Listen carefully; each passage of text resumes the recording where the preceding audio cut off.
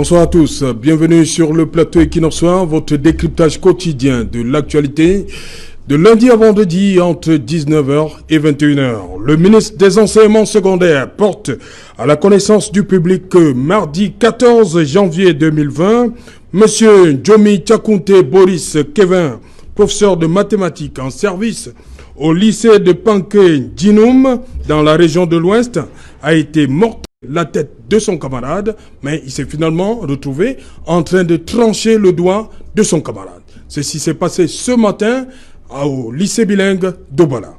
Madame, Monsieur, tout à l'heure à 20h, c'est la grande édition d'information qui vous sera présentée une fois de plus par Cédric Noufelet. Et tout de suite après, ce sera le débrief du journal. Tout de suite et maintenant, Madame, Monsieur, c'est le fait du jour.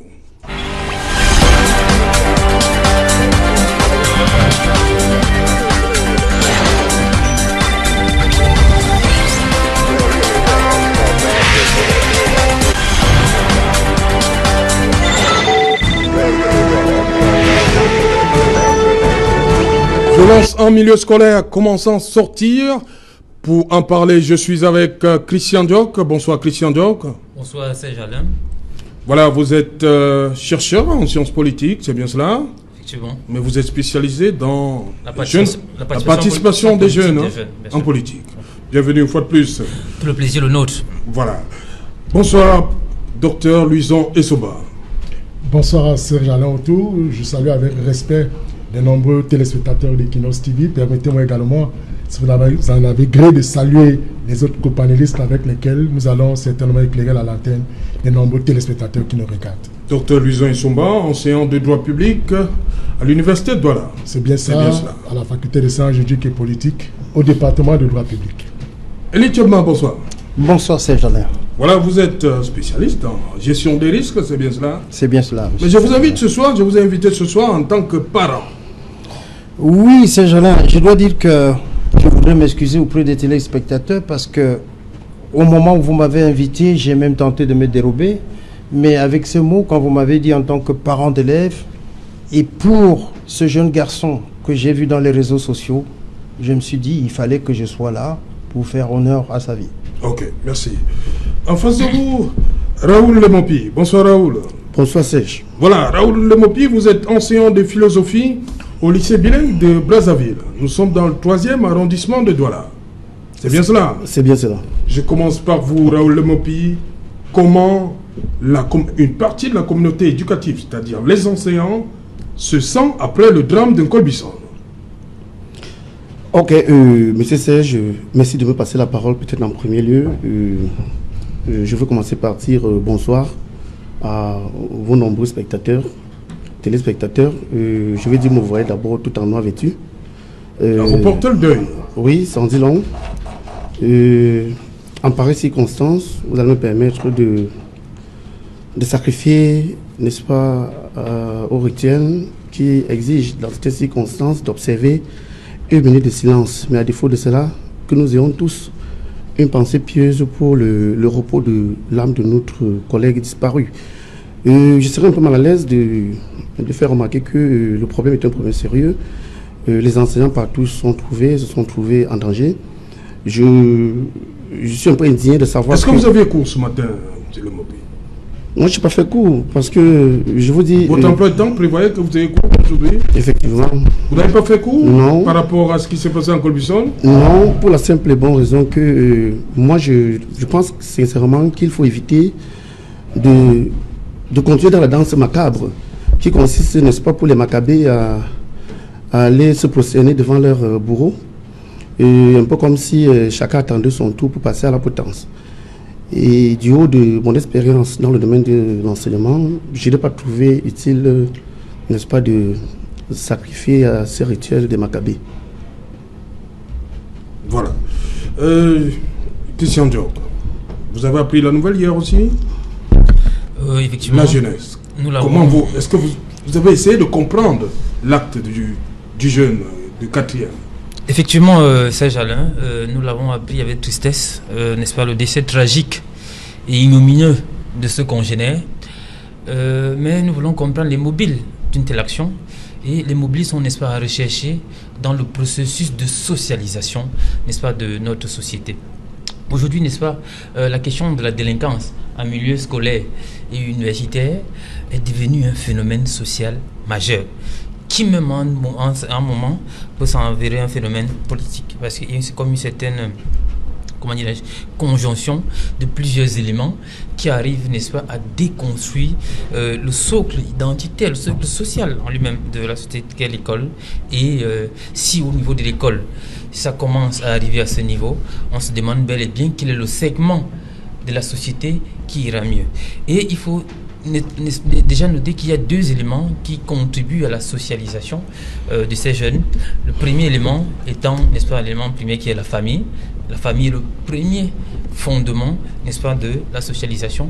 Et par la suite, vous avez l'école. Maintenant, on se pose généralement une question. Quand les enfants sont à l'école, quand on voit, quand on a suivi ses parents, il s'avère qu'à la maison, l'enfant ne présente pas naturellement des signes de quelqu'un qui pourrait poser de tels actes. Il s'avère donc peut-être d'interroger certainement le docteur Essomba déjà le contenu, n'est-ce pas, de nos enseignements. Au-delà du contenu, n'est-ce pas, le comportement de nos enseignants. Parce que ça aussi, il faut comprendre. Du contenu, là? Non, on va y aller. Oui. Parce que déjà, il se pose un problème de civisme. Parce que là, on parlera, n'est-ce pas, ici, du contenu. Oui. Parce que si un enfant sait déjà de façon traditionnelle même qu'il n'a pas droit de parler à son supérieur, ne parlons même pas de son enseignant, seulement à son supérieur, il ne pourrait pas en arriver là. Là, il se pose un problème de contenu global en lui-même. Et deuxièmement, c'est-à-dire les enseignants, parce que ça, il faut l'avouer, je parle sous le contrôle du docteur Somba, les conditions assez drastiques dans lesquelles ils travaillent les amènent parfois à poser des actes aussi inconscients, parce que quand on va suivre, si vous avez suivi le témoignage, n'est-ce pas, des élèves, vous comprenez que c'est une action, on dirait un peu comme si ça avait ici d'un règlement de compte. Donc c'est une histoire qui se suivait. Est-ce qu'il n'y a pas eu un manquement quelque part? Nous voulons aussi, avec le professeur de philo, nous incliner devant la mémoire de ce jeune frère, ce jeune congénère. C'est difficile de voir un jeune garçon sortir de l'école normale à fleur de peau, à fleur de l'âge, à 26 ans, et tomber de la sorte, c'est difficile. Et même, on va aller au-delà, interroger un peu entre l'arrimage de la carte de sécurité, la carte sanitaire, comment... Oui. Bon, il y a autant d'éléments qu'on va interroger, mais c'est davantage le cadre macro qui fixe naturellement l'éducation des jeunes. Elitima, tout à l'heure, vous me disiez que lorsque vous avez regardé une des photos de Ndjomi Tchakounte Boris, vous pouviez donner votre fille au jeune qui est parti sans confession. Qu'est-ce que vous voyez à travers la photo? Monsieur Serjalin, avant toute chose, permettez-moi d'avoir une pensée pour sa famille. Oui. Et surtout me dire que pour l'âge de ce garçon, 26 ans, c'est un gros rêve brisé. Et je pense que vous avez posé la question ce soir en disant violence en milieu scolaire, comment s'en sortir? Et pour éviter de nous perdre et apporter quelque chose à nos téléspectateurs, oui, il faut bien qu'on se rende à l'évidence que cette situation est déjà une conséquence. Oui.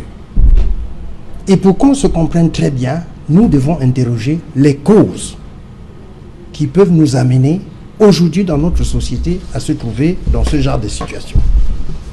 Je dirais tout simplement que pour première cause, rien n'est statique dans la vie.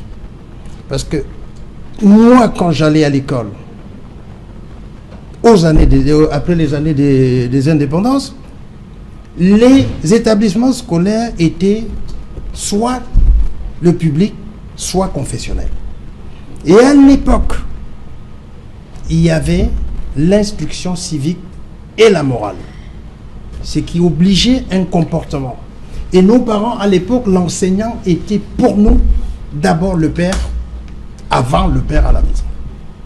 Il se fait que l'évolution avec les médias, avec les réseaux sociaux, ont tout transformé aujourd'hui. Et du coup, la réalité économique a changé. Et qu'est-ce qu'on voit? L'enseignant n'est plus à sa place dans notre société. Le cadre des institutions scolaires a totalement changé. Parce que si vous voyez bien aujourd'hui, les écoles privées l'emportent sur les écoles confessionnelles et l'école publique. Alors, quand on regarde très bien, on se rend bien compte que même la formation des enseignants a aujourd'hui changé. Je me pose la question, et à plusieurs reprises, j'ai demandé à mes enfants s'ils faisaient encore l'instruction civique à l'école. Et je me souviens, à mon époque, tous les matins, on devait lever le drapeau, tout le monde devait chanter l'hymne national, et dès qu'on entrait dans une salle de classe, le maître commençait par la morale. Il s'est fait qu'aujourd'hui, que ce soit les enseignants, que ce soit les élèves, on a perdu tout ce sens-là. Deuxième point de cette évolution et de ces causes, les familles. On constate bien que l'évolution a fait que les parents aujourd'hui ne sont pas des exemples pour les enfants, et la plupart des parents, au lieu de préparer les enfants pour l'école, ont déjà des attitudes qui déforment la mentalité des enfants. Je prendrai pour exemple, nous sommes à l'heure des réseaux sociaux et où le téléphone est quelque chose de fondamental. Que pensez-vous quand vous devez acheter un téléphone de dernier cri à un enfant alors que même l'enseignant n'est pas capable d'utiliser ce genre de téléphone? Et très souvent, il se retrouve à l'école où en même temps, ils regardent les vidéos pendant qu'on fait les cours et ils apprennent par les vidéos comment la délinquance se fait ailleurs.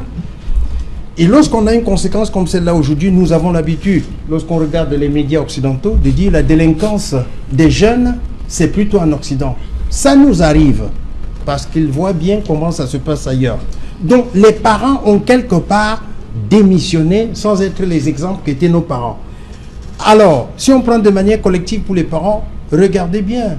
Peut-être que l'enseignant nous expliquera tout à l'heure. Même dans les écoles, quand on a créé très souvent l'APE, l'association des parents d'élèves, la conduite de l'APE n'a pas été généralement de nature à éduquer les enfants, dont le comportement des parents a même parfois favorisé les comportements des enfants.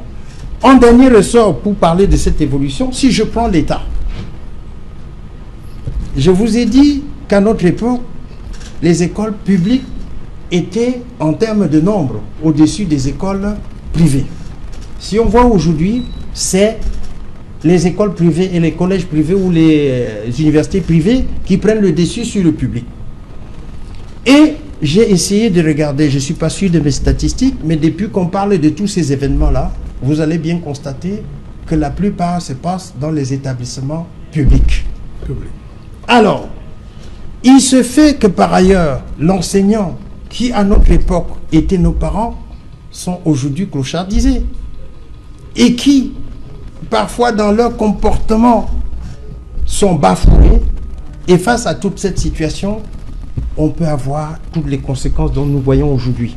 Donc je crois qu'avant de nous interroger sur quelles dispositions prendre, il va falloir interroger toute cette évolution et ces difficultés que nous avons rencontrées au cours du temps. Docteur Luison Issoumba, tout ce qui arrive, très souvent on pointe les parents. On dit très souvent qu'ils ont démissionné. On prend un cas d'espèce, il y a beaucoup de parents qui sortent très tôt le matin pour aller au boulot et rentrent le soir. On n'a pas le temps de suivre l'enfant. Non. Ce Serge-Alain, vous me voyez indigné. Oui. À un moment donné, je risque de perdre le latin, mais je ne le perdrai pas. Pour vous dire que c'est inimaginable. Finalement, j'ai réussi à me poser 3 questions. Est-ce une fatalité d'être Camerounais? Je dirais non, ce n'est pas une fatalité. Mais est-ce une fatalité d'avoir choisi le métier de l'enseignement? Je dirais peut-être oui, au regard des événements qui nous arrivent. Et finalement, la 3e question, est-ce une fatalité générationnelle? Peut-être je pourrais aussi dire oui, parce que ça n'arrive qu'à cette génération. Nous, on ne l'a pas connue. Je dois vous avouer que 3 agents participent de la socialisation. La famille, je vais ajouter un élément sur ce que mon étudiant, c'est le brillant étudiant tout à l'heure, Christian Diop. La famille, l'école et la religion. Voilà les 3 agents de socialisation qui permettent à la société, à l'être humain, de s'émanciper, de se former, de grandir en respectant un certain nombre de principes de vie et des valeurs.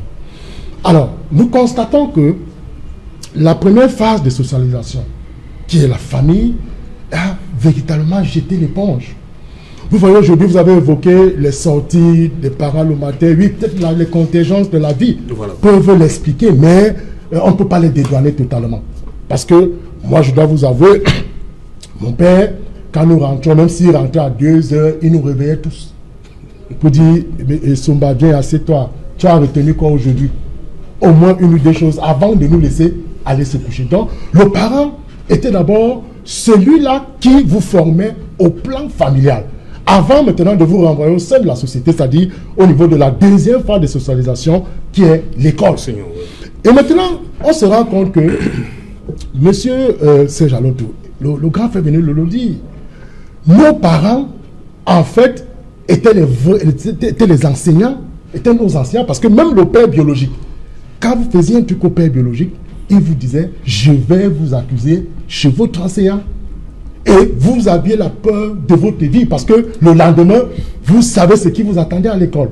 Donc, aujourd'hui, on se rend compte que les parents ont totalement abandonné cette fonction de socialisation aux enseignants. Et qui n'ont pas simplement cette chose à faire. Parce que regardez le cas de l'espèce. Un jeune qui est pétri de talent, qui devait avoir un profil de carrière riche, à 26 ans, c'est pas ce qu'il deviendrait plus tard, qui est brutalement coupé à la vie par un acte d'un élève et qui a à peine 17 ans. Vous voyez, c'est extrêmement grave, Serge Alain. Ça veut donc dire que au niveau, n'est-ce pas, de la famille, il y a quelque chose qui ne va pas. Maintenant aussi, après la famille, l'école, mais après l'école, il y a la société, il y a l'État. Monsieur Serge Alain, c'est inimaginable. Ce soir, je voudrais tuer mon devoir de réserve et de dignité pour quand même indiquer que le Cameroun est le dernier pays en Afrique dans le traitement salarial et vital des enseignants. Nous sommes, je dis bien les derniers, c'est-à-dire même dans la sous-région, nous sommes les derniers. Regardez, c'est-à-dire qu'aujourd'hui, pour que les enseignants aient, peut-être je prends l'exemple de l'université où je suis enseignant, nous avons une prime de la recherche et de la modernisation qui nous a été allouée par le président de la République. Mais pour obtenir cette prime, M. Serge Alain, il faut annoncer des multiples grèves pour l'obtenir. Donc vous voyez donc que même l'État a clochardisé l'enseignant.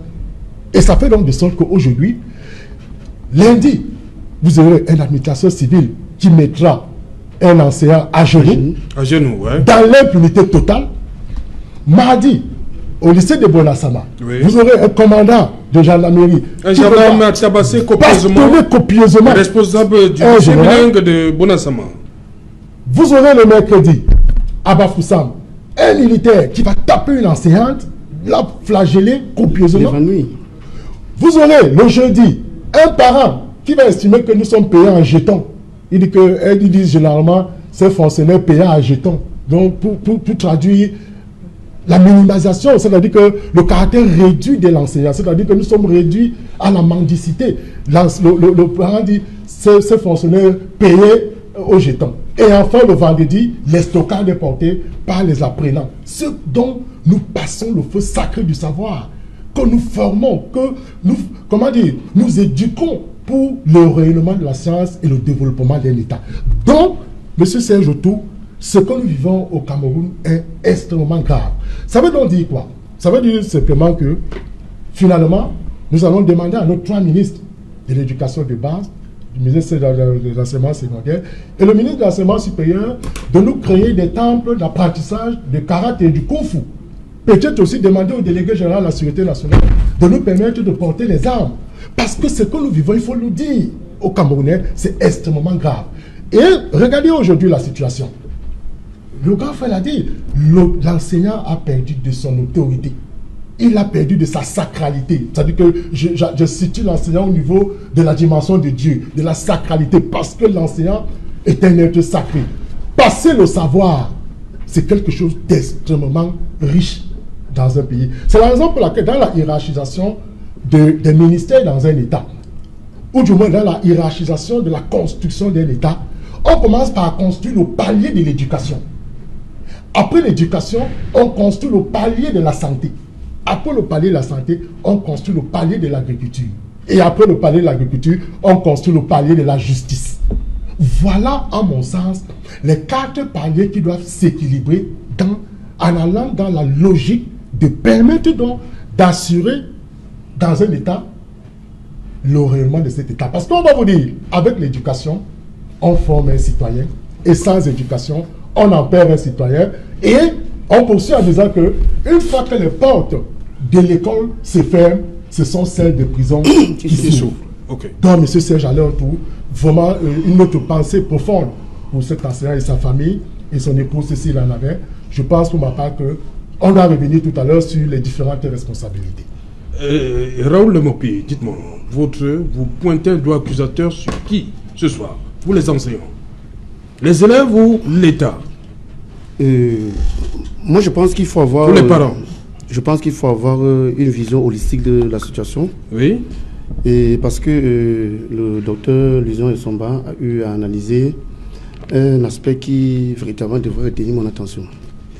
Dans un pays comme le nôtre, hyper centralisé, présidentialiste à souhait, où les actions ne partent que du président fondateur, il faut comprendre que tout ce qui arrive doit lui être imputé. Moi, je veux faire remarquer simplement que si vous poursuivez l'analyse du docteur Lusion Essomba, à la suite de ce qu'il a eu à dire, qu'il y a comme une sorte de conspiration contre l'école. Et cette conspiration est pensée et planifiée à haut lieu, justement parce que quand on pense aux stratégies de manipulation des masses, la 7e stratégie vue par le linguiste américain Noam Chomsky consiste à maintenir le peuple dans l'ignorance. Je pense qu'en maintenant le peuple dans l'ignorance, il faudrait simplement faire que la masse soit incapable de réfléchir.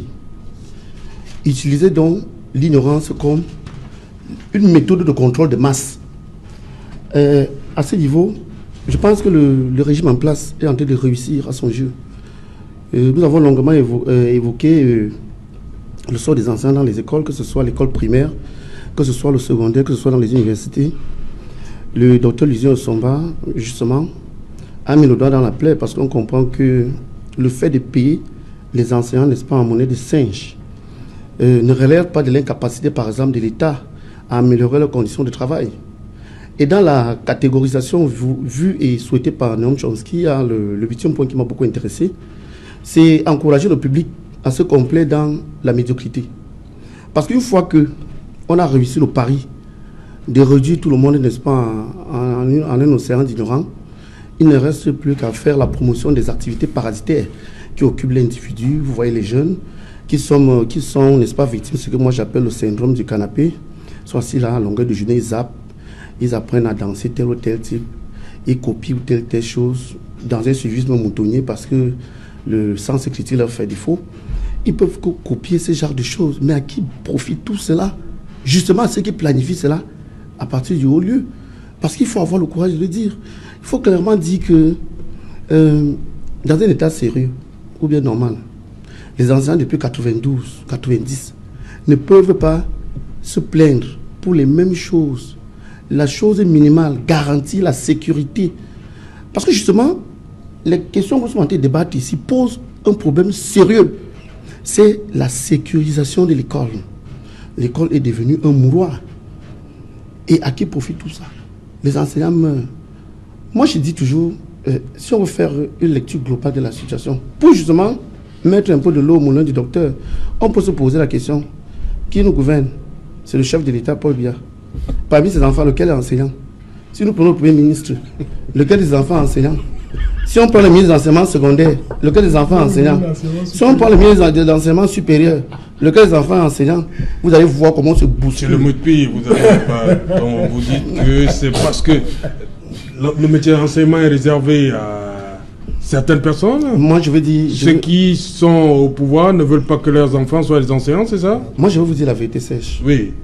Si le métier d'enseignant payait son nom, je suis sûr que pour les concours d'entrée à l'école normale, comme on le voit un peu partout, on devrait avoir 4 ou 5 listes, comme on voit l'ENA, Malimia et tout cela.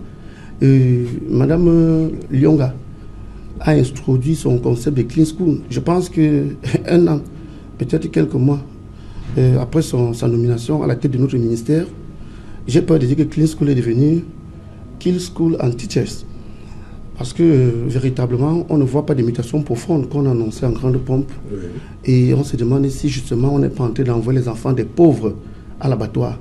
Parce que justement, c'est des enfants aujourd'hui qui choisissent ce métier. Parfois, ce n'est pas dépit. C'est peut-être dans une certaine mesure, peut-être par vocation pour 1 dixième ou 2 dixièmes. Et le reste, c'est, comme on dit, le tout venant. C'est-à-dire qu'incapable d'aller à gauche ou à droite, ils sont retrouvés là. Et on sait pertinemment que plusieurs parmi eux ont des qualités. Et s'ils doivent transmettre ses qualités ou bien ses rêves aux enfants qui sortent des classes inférieures, vous voyez, la lutte va être très forte. Quand ceux qui, n'est-ce pas, profitent du travail des autres et qui envoient les enfants à l'étranger, quand ces enfants reviendront ici, ils vont se retrouver dans une lutte à mort avec les enfants qui sortent de la plèbe. Moi, je pense que c'est des bonnes guerres. Et moi, je comprends le problème politique. Il ne faut pas qu'on vienne ici, on commence à dire que les parents ont fait ça, les parents ont fait ça. Puisque même le fait que les parents abandonnent les enfants, ça peut être l'effet d'une cause qu'on peut bien comprendre. Hein? On est dans l'économie de la débrouillardise au Cameroun. Je parle sur le contexte enseignants du université qui sont là. C'est une économie de la débrouillardise. Allez au marché central, c'est l'économie sous le parasol. Vous allez dire que c'est des gens qui sont sérieux, qui peuvent, à longueur de journée, rester là sous la chaleur, venir le soir, suivre quoi chez l'enfant. Moi, je pense que c'est quelque chose qui est bien planifié. Il s'agit d'une conspiration, d'une sorte d'attentat scientifique. On veut que tout le monde devienne zéro. C'est la civilisation du néant. Et c'est contre cela maintenant qu'il faut se battre. Justement, Christian Diok, pour Raoul Lemopi, l'accusé ici, c'est l'État. Effectivement, c'est Jalin, parce qu'il faut se dire que l'homme est le produit de son milieu social. Oui. Et en réalité, l'enseignement est défini. L'enseignement qu'on transmet aux étudiants, cela relève, n'est-ce pas, des cadres étatiques. C'est-à-dire ce qu'on nous enseigne là, c'est l'enseignement voulu par l'ordre politique en vigueur, c'est-à-dire l'ordre dominant. C'est ce qu'ils ont pensé qui doit être transmis. On n'a qu'à voir les programmes éducatifs, c'est eux qui les établissent, c'est-à-dire c'est le contenu qu'eux ils veulent. Le devenir des gens de demain, c'est eux qui le fabriquent. Donc en réalité, c'est l'État qui doit, n'est-ce pas, construire. Mais au-delà de ça, je voudrais un peu faire une analyse un peu plus extensionniste. Je comprends un peu Raoul Lemopi, le docteur Soma, mes chers aînés. Oui. Mais il faut faire une analyse globale, aussi froide, docteur Somba. Ça veut bel et bien que quand on arrive aussi en milieu universitaire un peu local de chez nous, les enseignants sont considérés comme étant des demi-dieux. Voyez-vous? Ils se considèrent comme étant des demi-dieux. Ils annoncent à qui veulent le savoir. Donc après Dieu, c'est eux sur terre. Et parfois aussi... Arrêtez, vous avez ouvert une brèche, docteur Luison Isomba. On a souvent vu, lorsque un enseignant, vous savez que ça arrive, dit, toi tu n'auras pas ceci tant que je suis là. Vous savez de quoi je parle? Oui, mais ce sont des... Est-ce que ce n'est pas de genre de phrase qui peut amener un enfant à poser un acte irréparable? Oui. Que tant que moi je suis ici, je verrai comment tu vas évoluer. Oui. Moi-même, j'ai subi une telle phrase, mais j'ai tenu jusqu'au bout à arriver.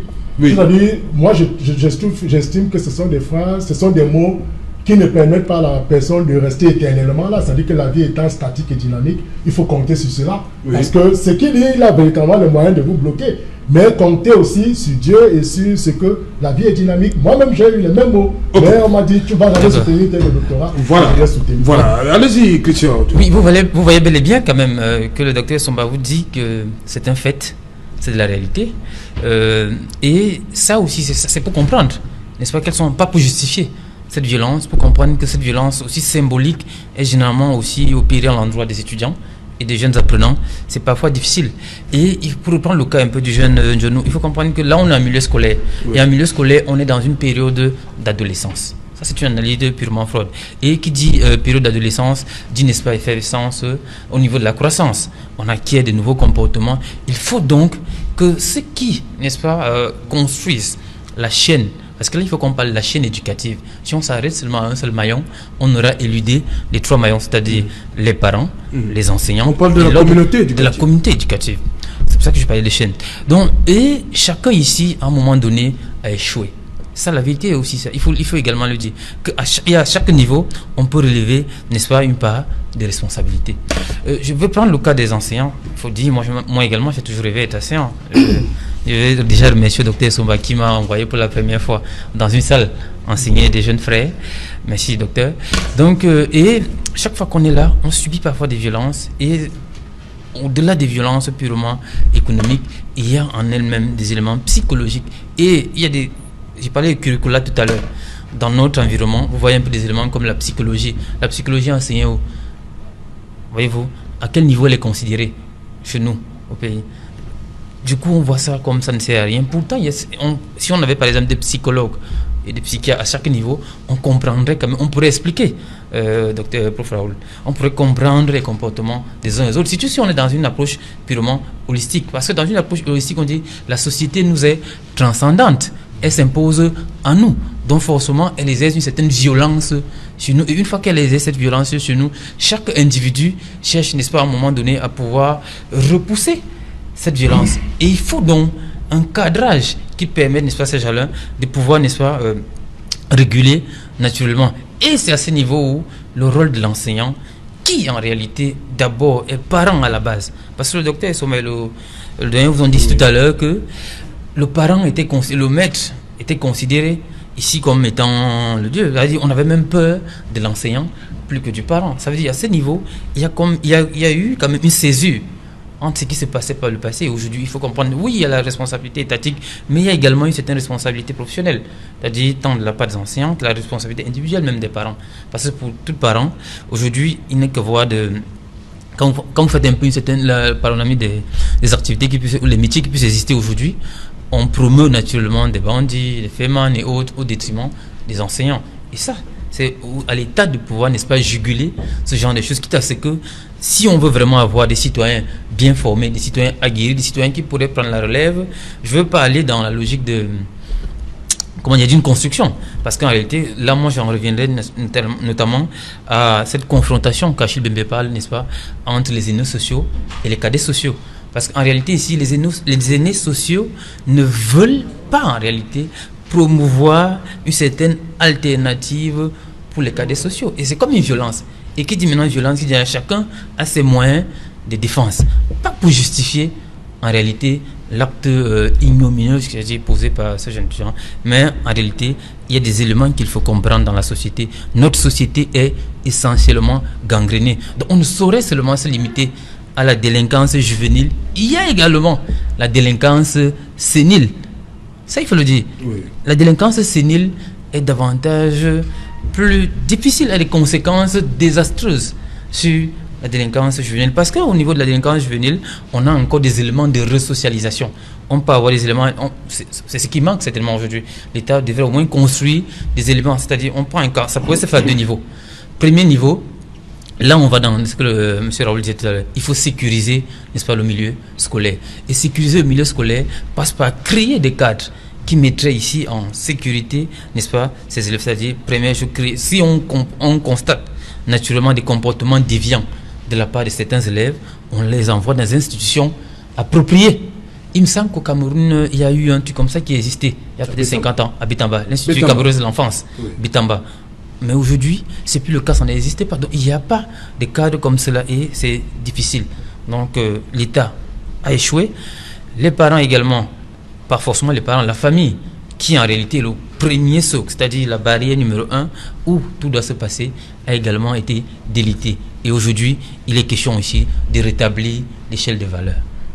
Élitement, comment on en arrive à se placer devant l'enseignant pour bagarrer avec un enseignant? Comment ça se passe? Serge Alain, je dois d'abord commencer par dire que l'agression des enseignants n'est pas une spécificité camerounaise. On l'apprend souvent chez les Occidentaux et très souvent vous les voyez à la télé, mais les problèmes sont différents. Voilà. Depuis que nous discutons sur cette table, vous allez voir qu'il y a déjà une sorte d'échelle de responsabilité qui est donnée.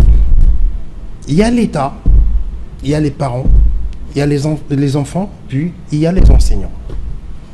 Pour ma part, l'observation que je fais, c'est que je resterai toujours dans l'histoire. Hein, excusez-moi, mon âge me permet toujours de rentrer en arrière pour retrouver. C'est justement pourquoi je pose la question. J'ai été... Puisqu'à votre époque, est-ce que vous imaginiez une scène comme celle d'hier? Pas possible. Voilà. J'ai été à l'école de l'excellence où nos parents avaient pour seul rêve que leurs enfants deviennent des enfants bien éduqués et qui puissent gagner leur vie et leur faire vivre. À notre époque, au moment où, après les indépendances, Ahidjo commence son premier plan quinquennal, c'était de former des étudiants compétents. Et quand on allait à l'école, nous avions la possibilité d'avoir des bourses si on était bon à l'école. Oui. Ça veut dire qu'on se battait pour gagner à la fin de l'année et non pas se battre contre les enseignants. On avait tout intérêt à tout faire pour avoir l'objectif, la bourse, les livres, être logé On avait tout quand on était bien à l'école. Ce qui fait qu'en ce moment-là, tout le respect était pour l'enseignant qui nous donnait le savoir, nous permettant d'avoir une victoire à la fin. Alors, jusqu'à ce que je finisse mes études à l'université Yaoundé 1, je peux vous dire que je bénéficiais encore des labos jusqu'au ticket de restaurant. Et à notre époque, la simple tricherie à l'université vous renvoyait directement de l'université. J'ai cru entendre ici tout à l'heure des propos où, comme il le disait tout à l'heure, un enseignant était capable de dire tant que je suis là. Oui, Mais non, j'ai pas eu la chance continue, de l'écouter. Effectivement, voilà. ça continue. Ce qu'il y a, c'est tout simplement qu'il faut dire que depuis une certaine époque, notre système au Cameroun est passé de l'excellence à la médiocrité. Ce qui fait que même les parents, et en particulier, que ce soit l'université, l'enseignant l'a dit tout à l'heure, il y a des cancres qui enseignent. Il y a des grands professeurs, bien sûr. Mais on a préparé des cancres qui fabriquent d'autres cancres. Et nous en arrivons à la situation qu'on voit aujourd'hui. Qu'est-ce que ça veut dire par là? Ici, pour parler de la responsabilité des parents, je peux vous donner une anecdote me concernant. Tout petit, j'ai eu un enseignant qui un jour vient chez nous à la maison. Mon père le reçoit et il me demande d'aller acheter une bière. J'achète la bière et quand je viens, c'était ouvert. Pendant qu'il buvait, il me dit: monsieur, venez ici. Où étiez-vous mercredi?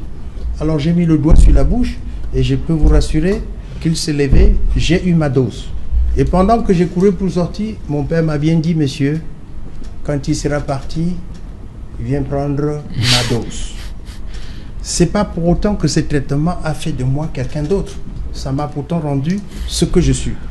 Autre chose, je vais vous dire, pour dire l'attitude des parents que vous voyez aujourd'hui. J'ai eu mon fils qui fréquentait à Liberman et un midi, quand je venais chercher mon fils dans ma voiture, j'ai trouvé un enfant qui grondait le chauffeur. J'ai dit bien le chauffeur. Et c'était la voiture d'une société para. Et l'enfant grondait le chauffeur d'être venu en retard. Et en disant à ses amis: mon chauffeur s'amuse à me retarder ici. Je peux vous assurer que, pantois, j'étais si choqué en me demandant: mon fils, il est où là? Peut-être qu'il est en train de dire que moi aussi, son chauffeur, j'arrive. Donc, pour vous dire que les parents ont quand même eu des attitudes qui peuvent aujourd'hui conduire des enfants à se croire au-dessus des enseignants. Ça ne dédouane pas l'État. Quand on prend donc ces enfants aujourd'hui face aux réseaux sociaux, face aux médias, et le prof l'a dit tout à l'heure, il y en a qui passent tout le temps devant la télé à regarder je sais pas comment vous appelez, novelas et autres, et ils se croient déjà être des acteurs de films avant d'arriver à l'école. Quant à cela, on peut ajouter aujourd'hui le fameux problème du tramadol ou du tramol ou quoi. La prise de stupéfiants. La prise de stupéfiants. Vous comprenez qu'on peut en arriver à cette situation. Pour ce qui est des enseignants, il l'a si bien dit tout à l'heure, au Cameroun, on a de bons enseignants, mais si vous faites les statistiques aujourd'hui, avec notre système qui a toutes ces difficultés de favoritisme et autres, vous parcourez nos universités, vous allez voir qu'une pléthore d'enseignants, ils sont en raison d'un système, pas en raison de leurs compétences. Cela étant, on peut se poser la question, comment faire pour en sortir? C'est de la responsabilité de l'État. Parce que ce dont on parle encore ici, c'est de la sécurité. Et c'est le même problème que nous vivons au quotidien. Ça veut donc dire que je ne vais pas dire que l'État s'est débiné des problèmes de la sécurité. Mais tout simplement, aujourd'hui, il faut revoir le logiciel de notre fonctionnement pour que cette notion de sécurité soit dans une logique de prévention. Vous savez, très souvent, quand je vais écouter les politiques, vous allez entendre dire: oui, mais à votre époque, il y a 30 ans, la population, l'effectif n'était pas ce qu'on a aujourd'hui. Oui, mais à notre époque, il n'y avait pas autant de moyens technologiques et techniques qu'on dispose aujourd'hui. Ça veut tout simplement dire qu'en réalité, et pour revenir à ce qu'il disait, c'est une volonté politique. Et je reprécise encore que dans tout ce que vous avez cité jusqu'à présent, ça se passe dans des établissements scolaires publics. Je vais vous poser une petite question, Serge. À supposer que cette tuerie se soit passée dans un collège privé de la place, je me serais, enfin, je ne sais pas si d'ici 3 mois, ce ne serait pas fermé. Voilà. Voilà. Oui, Raoul Lemopi, oui, vous voulez ajouter quelque chose? Oui, je veux dire simplement que le problème qui se pose ne peut spécifier les établissements publics. Je connais les établissements privés à Douala, dans lesquels le fondateur appelle les élèves ses clients. Vous voyez que quand on appelle un élève un client, on est plus prêt ou bien plus prompt à protéger l'élève qu'à protéger l'enseignant. Dans mon propos liminaire, j'ai insisté sur le rôle, n'est-ce pas, des politiques. Je vais vous dire quelque chose simplement. Vous allez me permettre d'entrer un peu dans les détails. Comment vous allez par exemple expliquer qu'après un conseil, pendant un conseil de discipline, pour une affaire de bagarre, on exclut un élève. Le maire vient intervenir. Le maire? Oui, il vient intervenir sous le fallacieux prétexte que l'enfant qu'on vient d'exclure, en respectant, n'est-ce pas, la réglementation intérieure de l'établissement. Le maire dit, c'est l'enfant du sénateur, il faut le remettre à l'école.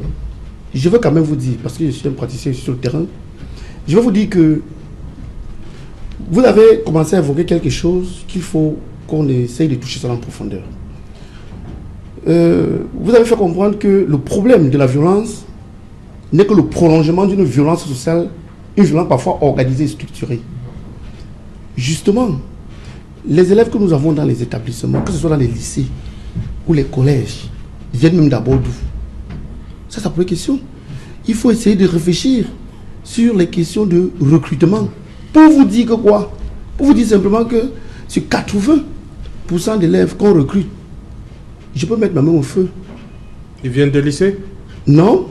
Ils sont les recommandations du gouverneur, du préfet, du sous-préfet, des maires, de ceci, de cela, des gens qui n'ont véritablement rien à voir avec l'école.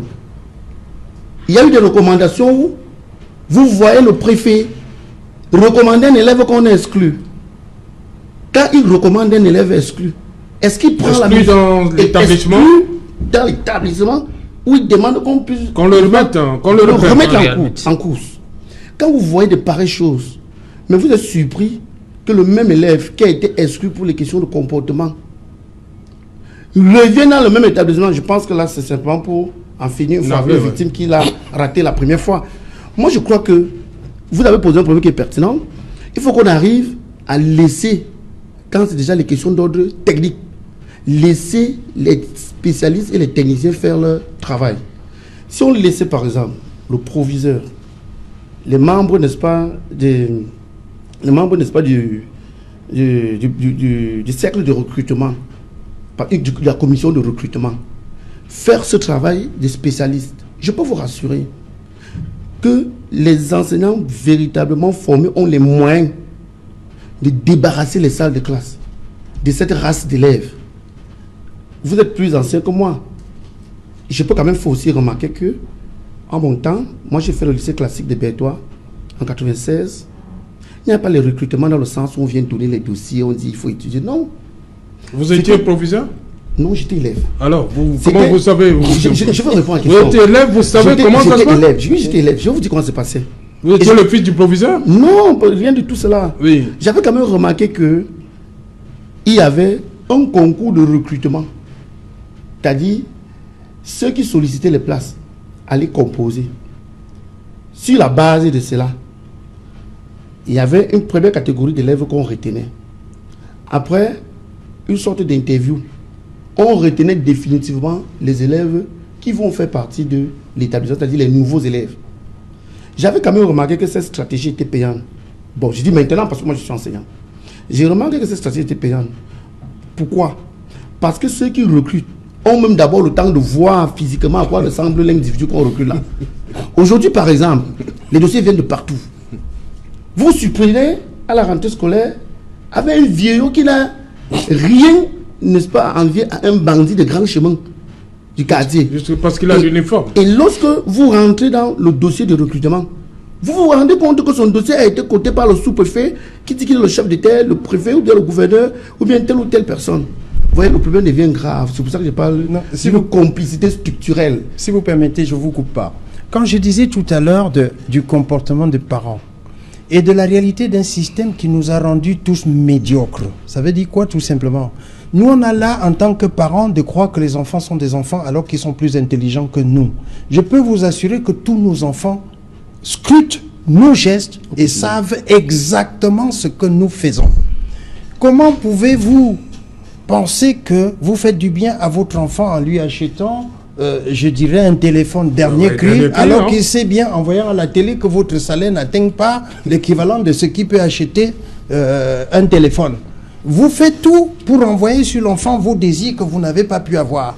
Et c'est ce qui fait l'objet dans notre société aujourd'hui, où la médiocrité ambiante permet que chacun puisse faire valoir sur ses enfants ce qu'il n'a pas eu. Et du coup, on vous recommande des enfants. Je connais des parents qui sont allés parfois menacer les enseignants sous prétexte que son enfant n'a pas eu des bonnes notes. Alors, ce que nous n'avions pas le droit de vivre à notre époque. Ça veut dire que si tu avais une mauvaise note, c'est d'abord l'enseignant qui venait donner le message à tes parents et toute la famille, tu étais mis au banc de touche. Alors, je vous expliquais tout simplement que nous nous trouvons aujourd'hui où la responsabilité des parents vient du fait que, à tous les niveaux, la médiocrité a pris le pas et chacun le transmet aux enfants. Et vous êtes aujourd'hui victime de cette réalité-là. Raoul Lemopi, c'est terminé dans votre propos. Bon, il vous a interrompu, c'est ça? Oui. Non, je voulais justement chuter. Oui. Justement en faisant remarquer que si nous prenons le problème sur l'angle des parents, sur l'angle des élèves ou des enseignants, on pose le problème de manière périphérique. Moi, je pense qu'il faut voir le problème, la cause, du point de vue ontologique. Et c'est dit que dans tous les cas, l'État a les moyens de résoudre ces problèmes. Non. Et s'il ne résout pas ces problèmes, c'est parce que justement, il trouve son intérêt. Voilà, docteur Louison Issoba, le coupable, c'est l'État. Je pense que je commencerai d'abord par les enseignants.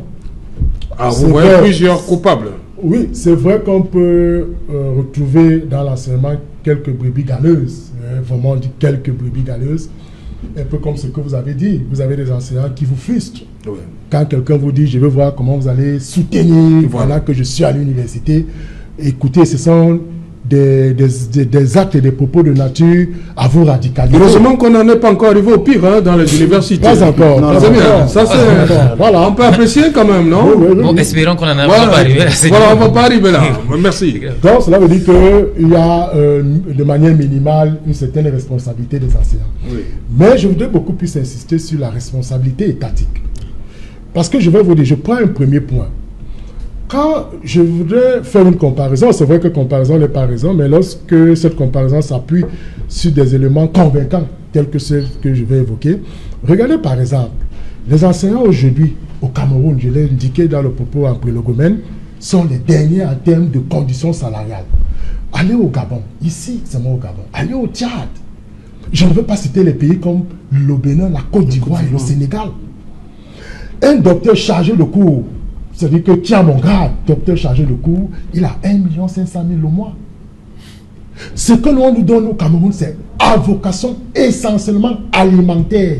C'est-à-dire essentiellement alimentaire. Si vous tombez sérieusement malade, enseignant au Cameroun, vous ne pouvez pas vous soigner. Mais c'est pour vous tenir. Quand vous prenez l'argent, ce salaire-là, le 25, je vous dis, au 5 du mois suivant, vous n'avez plus un seul radis. Vous êtes endetté. Et vous venez aujourd'hui, l'enseignant est un peu le miroir d'une société. C'est-à-dire, lorsqu'on sait que vous êtes enseignant, c'est les cousins qui vous appellent, les tantes qui crient sur vous, la famille qui est sur vous. Donc, il n'y a pas simplement que votre famille nucléaire, mais surtout la famille qui rive les yeux sur vous. Donc, ça devient extrêmement compliqué. C'est la raison pour laquelle, vous avez vu, le président de la République lui-même, comment est-ce qu'il s'est mis en quatre pour saluer son maître de l'école primaire? Comment est-ce qu'il a valorisé son maître de l'école primaire? Vous avez eu une image qui a circulé sur les réseaux sociaux. Un pilote... Il a valorisé. Oui, mais salué. Vous allez nous faire dire des choses. Non, il a valorisé. Il a salué juste. Oui, mais c'était un salut particulier, mais lui, comment me saluer comme ça? C'est moi qui vais plutôt... vous contenter du salut? Oui, d'abord le salut. Il a fait une révérence. Vous venez de parler. C'est une révérence. Vous venez de parler du salaire. Est-ce que le salut suffit pour payer vos factures, non, vos la ordonnances? valorisation, non, écoutez, là, quand je parle de valorisation, cela veut dire que le geste qu'il pose plus tard à l'endroit de cet enseignant, ce n'était pas forcément le salut. Une Vous savez révérence. ce qui s'en est suivi. Nous sommes d'accord. Bon, voilà, c'est ce que je Ça, veux c'est pour ce cas-là. Oui. Et les autres, alors? Lesquels autres? Les autres enseignants. Vous, docteur Soumba. Oui. Comme vous, docteur Soumba. Écoutez, c'est la raison pour laquelle j'insiste davantage sur l'amélioration de mes conditions vitales et salariales. Oui. Je vous prenais tout à fait l'exemple. Je ne veux pas le cacher devant la télévision. J'ai 364 000 francs. Docteur chargé de cours.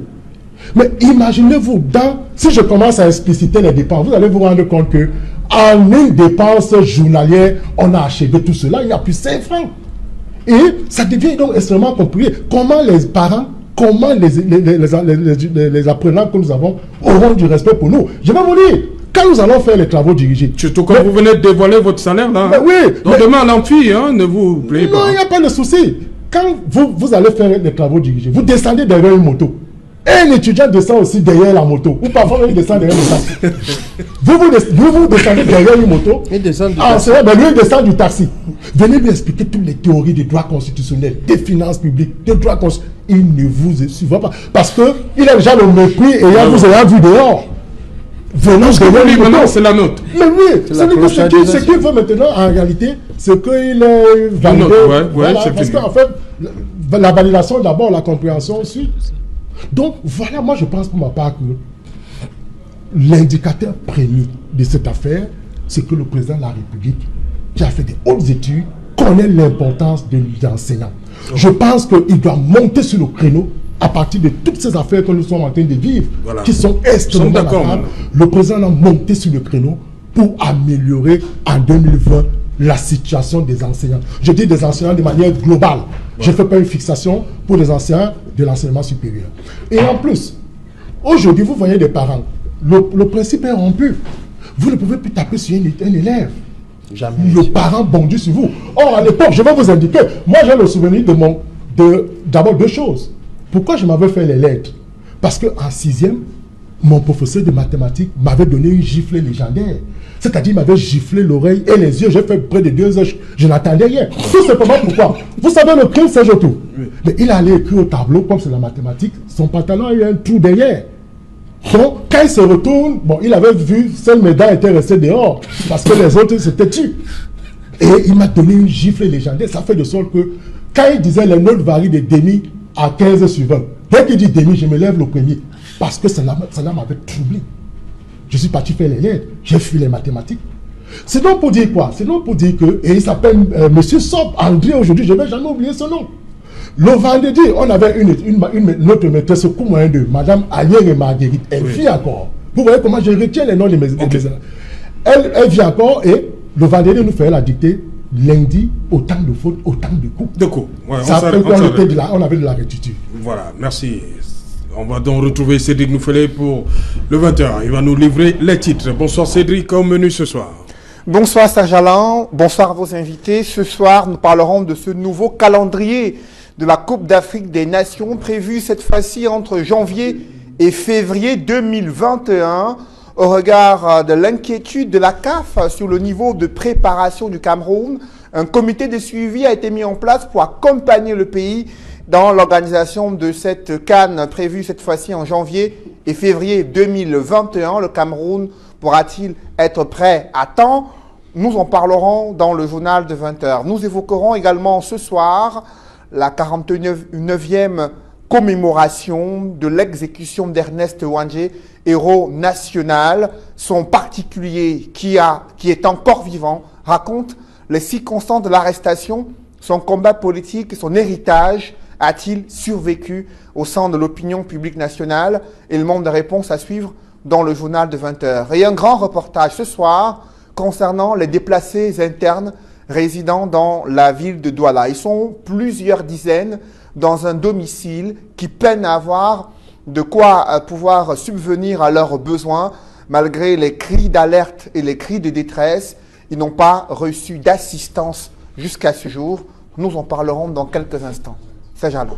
Voilà, madame, monsieur, fin de cette première partie Equinox Soir. On va donc se retrouver après le 20h pour Equinox Soir, deuxième partie, le temps du débrief. Nous serons toujours en compagnie de nos 4 invités pour le débrief du journal. Madame, monsieur, c'est dans l'heure du 20h, le 20h qui vous sera présenté une fois de plus par Cédric Noufélé.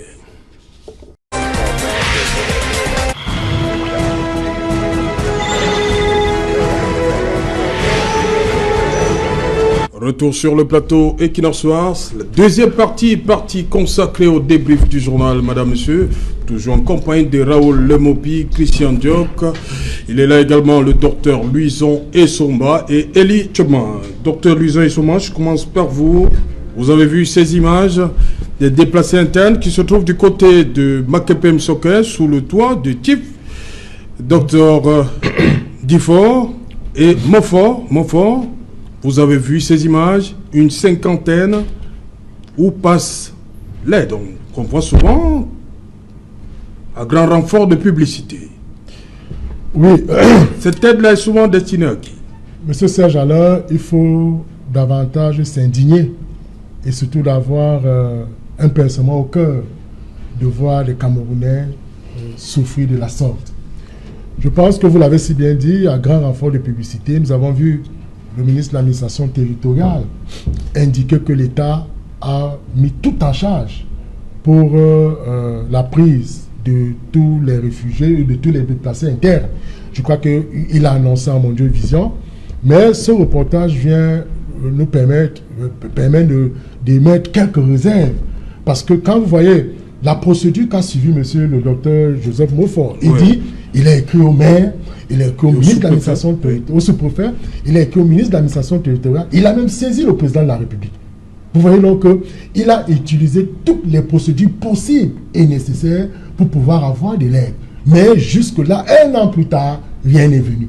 Donc cela veut dire qu'il faut faire très attention au discours politique et à la réalité que l'on vit sur le terrain. Parce que les images que nous venons de voir nous permettent donc de comprendre que l'administration, ici encore, compte tenu de cette question, de cette crise qui sévit dans nos 2 zones dites querellées, et que cette crise qui a bousculé l'effet du mouvement de ces personnes, aujourd'hui, fait de sorte que sur la prise en charge, j'allais dire sur le côté humanitaire, à l'issue de laquelle, d'ailleurs, un comité avait été mis en place, avec un comité d'urgence, et ainsi de suite. Mais on se rend compte que ça ne suit pas.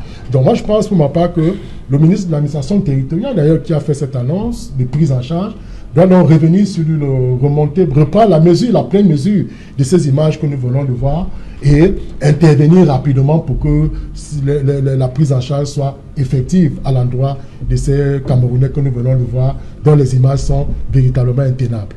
Je vous rappelle, comme ça pour la gouverne, que Equinox Télévision et Radio, à travers son opération Noël en Cœur, s'est rendu de ce côté-là pour apporter de l'aide au docteur Djemofort, voilà, et la cinquantaine d'enfants que vous avez vus dans les images, dans le journal de Cédric Noufélé. L'opération Noël en Cœur était chez le docteur Djemofort. Votre réaction à travers ces images, après ces images, Christian Diok? Cédric, vous avez vu tout à l'heure, j'avais de la peine à pouvoir regarder ces images. J'avoue que je vis dans un quartier non loin de cette zone, notamment de l'autre côté de la rive, c'est-à-dire du côté de Makepe. Et je connais effectivement cet endroit où vivent ces populations. Plusieurs fois, nous nous sommes rendus et nous avons quelquefois dans d'autres activités signalé à une certaine organisation d'aide humanitaire qui s'occuperait de ces populations et voir comment ces populations dorment dans ces conditions les plus atroces qui existent. Nous nous demandons bel et bien où est passé l'État du Cameroun, où est passé le gouvernement de la République. Voilà où on doit voir le gouvernement intervenir. Voilà où on doit voir, n'est-ce pas, la puissance de l'État s'exercer. Quand l'État ne parvient déjà pas à secourir, n'est-ce pas, ces populations à ce niveau, on se dit bel et bien que tout ne va pas. Il n'y a que de comprendre tout à l'heure. Si des enseignants peuvent se plaindre, si des enfants peuvent, n'est-ce pas, violenter les enseignants, n'est-ce pas, au niveau des établissements scolaires, il n'est que de comprendre qu'il y a une corrélation avec la violence, n'est-ce pas, qu'ils subissent.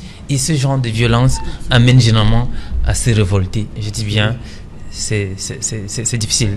Raoul Lemopi, sur cette situation, Makepem Soker. Vous allez me permettre d'être un peu méchant. Je pense que si... Chaque fois, là, vous êtes toujours méchant. Oui, qu'est-ce qui se passe? Bon, il faut être méchant quelquefois pour faire bouger les lignes. Moi, je pense que si ces enfants, ou bien le docteur qui suit ces enfants, voulait véritablement... Type docteur J. Montfort. Oui, c'est le docteur Montfort. Voulait justement l'intervention de l'État à ce niveau dans son domicile. Il fallait qu'il transforme, n'est-ce pas, ce qu'il est en train de faire là en une manifestation du MSC. Je suis sûr que dans les secondes qui suivent, l'État devait se manifester. Je crois qu'il y a de cela 2 jours.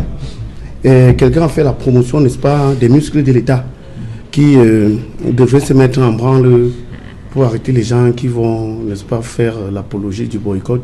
Je crois que c'est face à ce genre de situation qu'on mesure exactement la véritable grosseur, ou les véritables muscles de l'État. Moi, je ne pense pas que pour un petit problème. Parce que moi, c'est un petit Est-ce qu'on va réduire l'État du Cameroun à un individu? Pourquoi vous réduisez l'État du Cameroun? Je ne réduis, un seul ministre. Je ne réduis pas l'État du Cameroun à un seul ministre. Mais je pense que celui qui incarne l'administration territoriale, je crois que lui se plaît à le dire à qui veut l'entendre, devrait prendre au sérieux ce genre de situation. Quand on administre un territoire, moi je pense quand même que le quartier Maké peut se trouver sur le territoire camerounais. Est-ce qu'il faudrait encore un autre calcul particulier pour dire au ministre Atanganji, voilà une situation, il faut montrer les muscles là-bas? Moi je crois que c'est là-bas que les muscles doivent se montrer. Et c'est pour ça que moi je dis toujours que derrière ces affaires-là, il y a un véritable cynisme. Un cynisme presque énervant et presque maladif des autorités qui ont en charge de la gestion de ces affaires-là. On peut véritablement essayer de comprendre qu'est-ce que ces enfants ont fait de mal au Cameroun.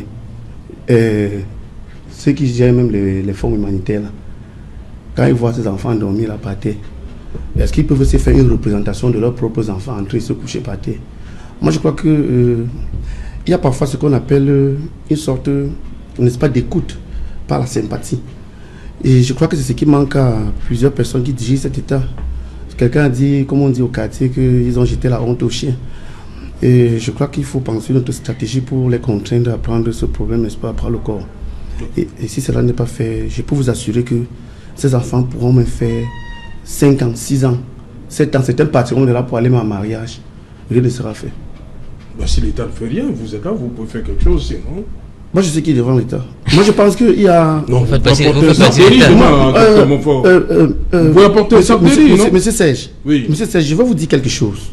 J'ai dispensé des enseignements de philosophie dans plusieurs établissements du littoral. Oui. Habituellement, pendant la semaine de la jeunesse, j'ai pris sur moi d'encourager mes élèves, n'est-ce pas, à une sensibilité humanitaire ou bien humaniste.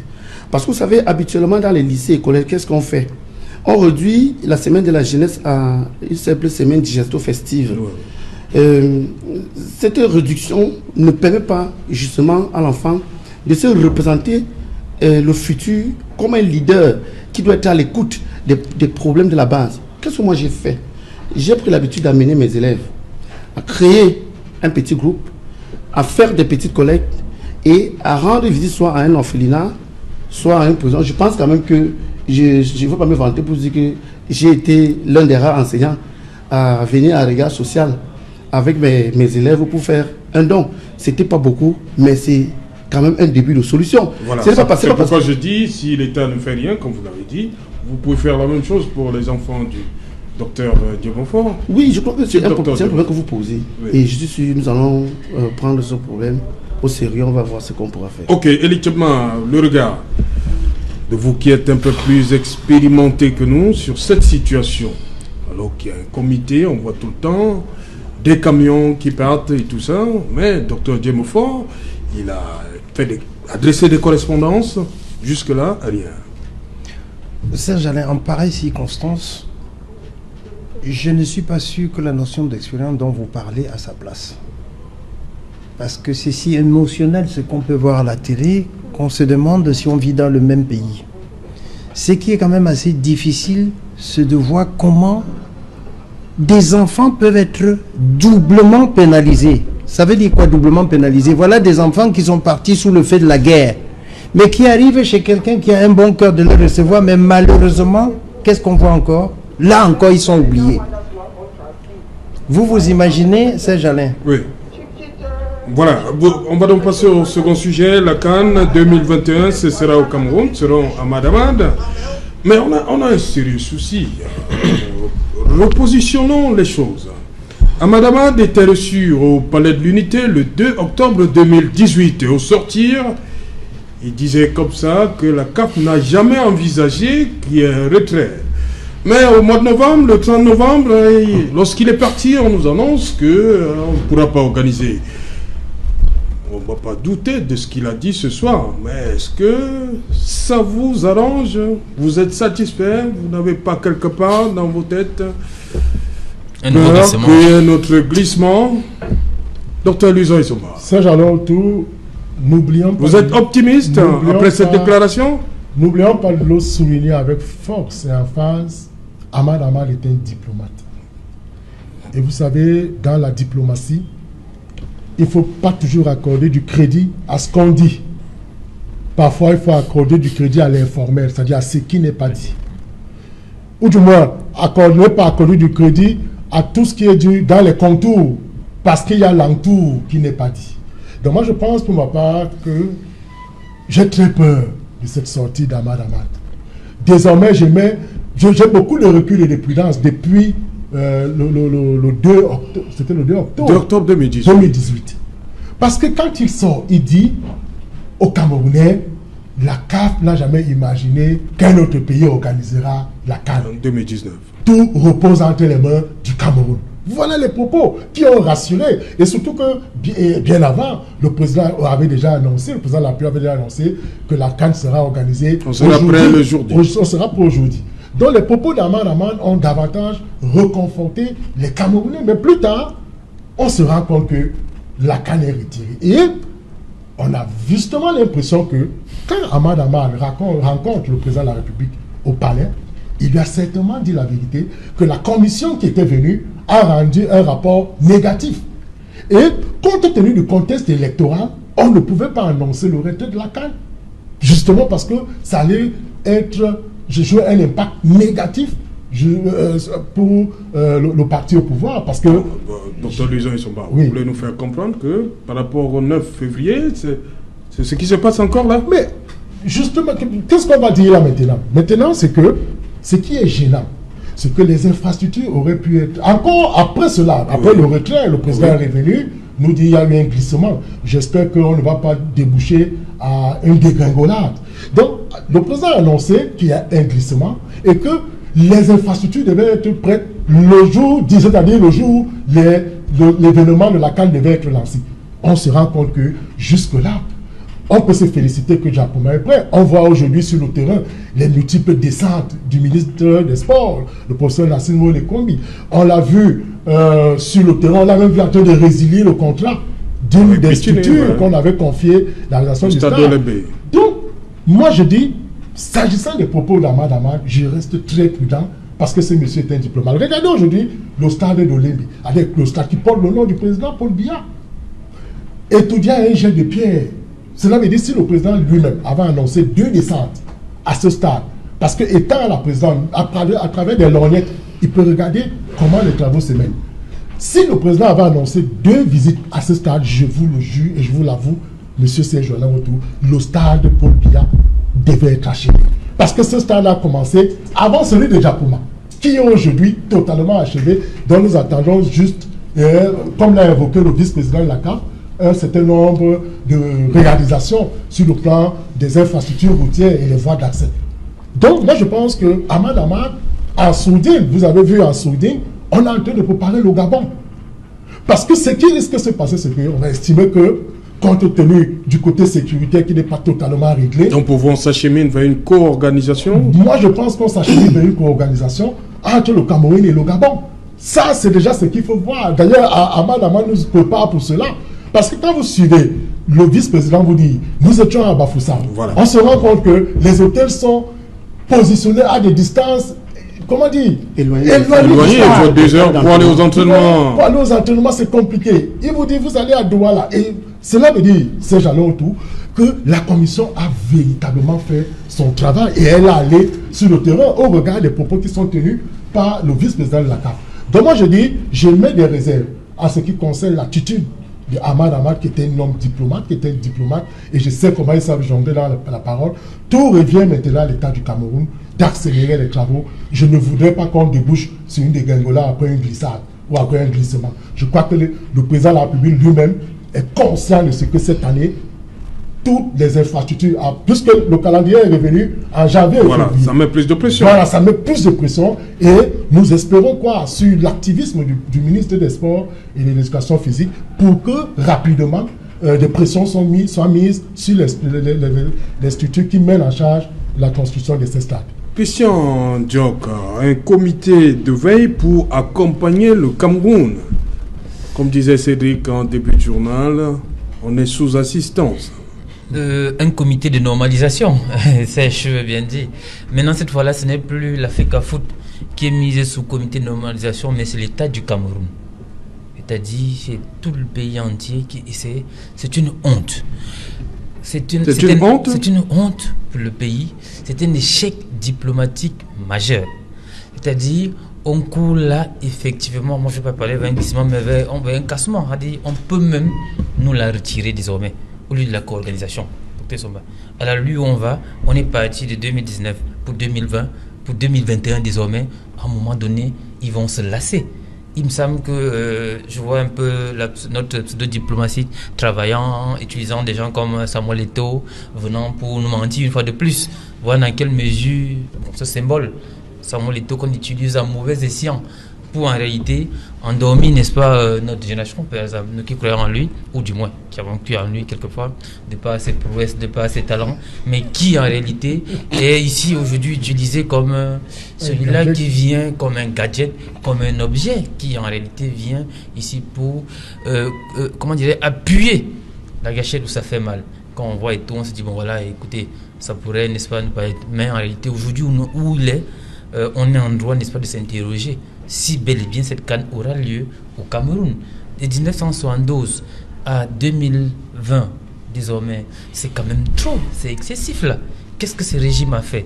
Même pour construire un stade, c'est vraiment de parler Japoma. Mais pour y arriver à Japoma, comment on fait pour arriver? C'est tout un problème.